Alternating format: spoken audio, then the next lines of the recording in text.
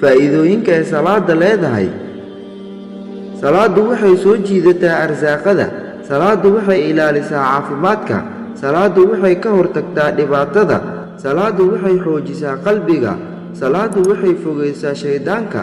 salaadu waxay dhaweysaa xiriirka kala dhexeeya Allah. salaadu waxay kaa kaxaysaa caajiska. salaadu waxay firfircooni gelisaa jirka. salaadu waxay furfurtaa laabta. salaadu waxay quudisaa ruuxda.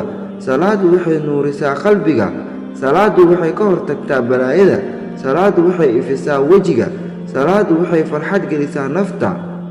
salaadu waa tiirka labaad ee islaamka. salaadu waa shayga koowaad ee laga xisaabin doono addoonka qiyaamaha. salaadu waa xidhiidhka u dhexeeya addoonka iyo rabbigiisa. salaadu qofka ilaaliya waa qof diintiisa iyo naftiisa ilaaliyey.